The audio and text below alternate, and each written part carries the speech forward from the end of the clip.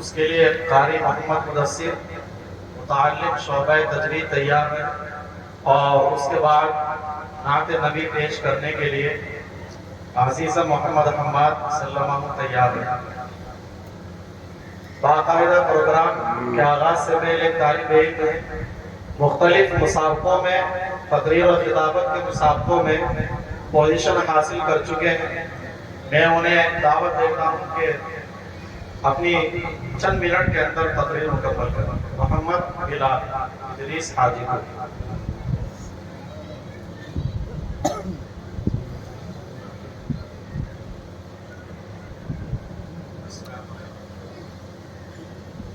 بسم اللہ الرحمن الرحیم وانتم الاعلون ان کنتم مؤمنین صدق اللہ العظیم۔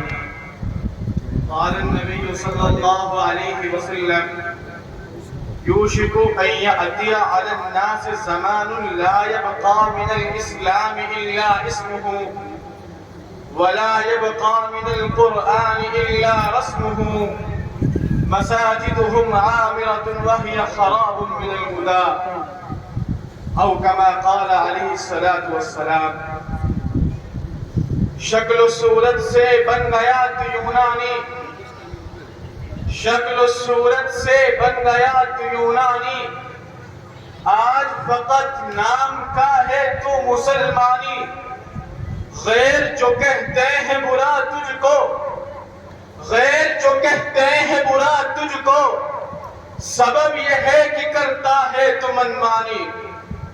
محترم دوستو، میں آج جس موضوع کو لے کر آیا ہوں اور جو عرض کرنا چاہتا ہوں وہ ہے آج کا مسلمان صرف نام کا مسلمان۔ دوستو، اس دور میں عالم اسلام کے اندر مسلمانوں کی حالت نہایت کمزور و برتر ہوتی جا رہی ہے۔ ہر طرف سے اہل اسلام پر یلغار ہو رہی ہے۔ کہیں مسلمانوں کو ملک بدر کرنے کی کوشش کی جا رہی ہے تو کہیں ہمارے اقتدار و روایات اور تاریخی افادے کو مٹانے کی ناکام کوشش کی جا رہی ہے۔ فرقہ پرست طاقتیں ہر طرف سے مسلمانوں کو غلامی کی زنجیروں میں جکڑنے کی کوشش کر رہی ہے۔ لیکن سوال یہ ہوتا ہے کہ ایسا کیوں ہو رہا ہے؟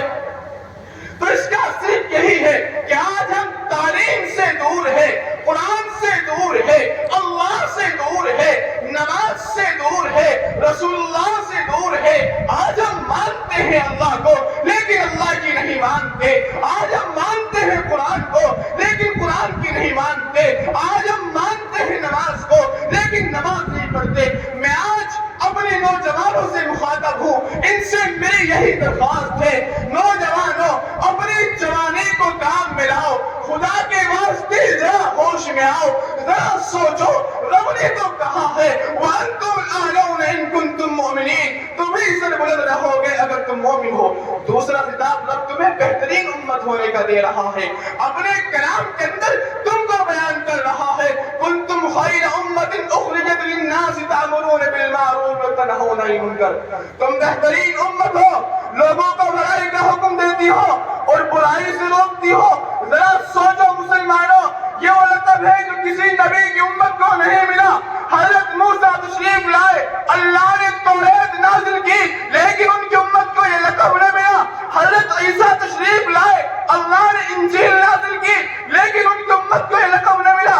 لیکن مسلمانوں، تم آج قرآن سے دور بھاگ رہے ہو، مسجدوں سے منہ موڑ رہے ہو، سنت رسول سے دور ہو رہے ہو، دین محمدی سے بغاوت کر رہے ہو۔ مسلمانوں، تم آج اپنی شریعت کا جنازہ نکال رہے ہو۔ مسلمانوں، کیا ہو گیا تم کو؟ تم کس کے بہکاوے میں آ گئے؟ شیطان تمہارے اوپر کیسے مسلط ہو گیا؟ تم سے پہلے بھی مسلمان تھے، وہ دین کے داعی تھے، شیدائی تھے، قرآن کو اپنایا کرتے تھے، نمازوں کو اپنی ضرورت سمجھا کرتے تھے، کبھی بھی کسی کی بہن بیٹے کی طرف کو غلط نظر سے نہیں دیکھا کرتے تھے۔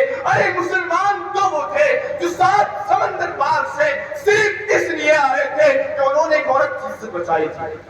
ان کو پتا چلا کہ ہندوستان میں ایک راجہ ایسا بھی رہتا ہے جس نے اپنی ہی بہن سے شادی کی تھی، انہوں نے کہا تھا کہ اس نے اپنی بہن کی عزت کی پرواہ نہیں کی، لیکن اب آدم کے ناطے سے تو وہ ہماری بہن ہے، اس لیے ہم ذات اس کی عزت بچائیں۔ مسلمانوں تم تو وہ تھے جو دوسروں کی بہن بیٹیوں کی عزت بچایا کرتے تھے، لیکن آج کا مسلمان زنا کر رہا ہے، نشہ کر رہا ہے، چوری کر رہا ہے، ڈکیتی کر رہا ہے، چہرے پر لعنت برس رہی ہے، چہرہ دیکھنے کے قابل نہیں رہا، پتہ نہیں چلتا کہ مسلمان ہے یا کافر۔ ارے مسلمان تو وہ تھے جن کا چہرہ دیکھ کر کے لوگ مسلمان ہو جایا کرتے تھے۔ مسلمانوں اٹھو بہرے عمل تیار ہو جاؤ، مسلمانوں اٹھو بہرے عمل تیار ہو جاؤ، نہیں یہ وقت غفلت کا بس اب بیدار ہو جاؤ۔ تمہاری راہ میں ہر قوم کانٹے اب تو ہوتی ہے، کبھی اے غافلو اس کی بھی تم کو فکر ہوتی ہے، تمہاری غفلت و مستی پہ خود عبرت بھی روتی ہے، تمہاری غفلت و مستی پہ خود عبرت بھی روتی ہے، سبھی بیدار ہے ایک قوم مسلم ہے کہ سوتی ہے۔ مسلمانوں تم اتنے پریشان حال کیوں ہو؟ ذرا سوچو، تم نے نبی کا حکم کو ٹھکرایا ہے، تم نے سنت رسول کو چھوڑا ہے، اور اللہ نے تمہیں دربدر کر دیا، دشمن تمہارے اوپر مسلط ہو گئے، تم سے تمہارا ہاتھ چھین لیا گیا۔ ذرا دیکھو، غور سے دیکھو، اگر ایک طرف گجرات کے مسلمانوں کو مارا جا رہا ہے تو دوسری طرف برما کے مسلمانوں کو کاٹا جا رہا ہے، اگر ایک طرف فلسطین کے مسلمانوں کو دربدر کیا جا رہا ہے تو دوسری طرف شام کے مسلمانوں کو گولی اور بموں سے اڑایا جا رہا ہے، اگر ایک طرف سمرقند و بخارا میں مسلمانوں کے ساتھ ناانصافی ہو رہی ہے تو دوسری طرف احمد آباد کے مسلمانوں کے خون سے ہولیاں کھیلی جا رہی ہے۔ اور حد تو یہ ہو گئی کہ آج کچھ منحوس شخص ہمارے نبی کی شان میں گستاخی کر رہے ہیں، قرآن کریم جیسی مقدس کتاب کو جلایا جا رہا ہے، علل اعلان اس کی بے حرمتی کر رہے ہیں، اور افسوس سد افسوس ہماری ہی قوم کے وسیم رضوی یعنی جتندر نارین سنتیاگی جیسے ناپاک لوگ قرآن کو بدلنے کی بات کرتے ہیں، لیکن اللہ کا عذاب دیکھیے، قرآن کو بدلنے کی بات کر رہا تھا ظالم، اللہ نے اس ظالم کو ہی بدل دیا۔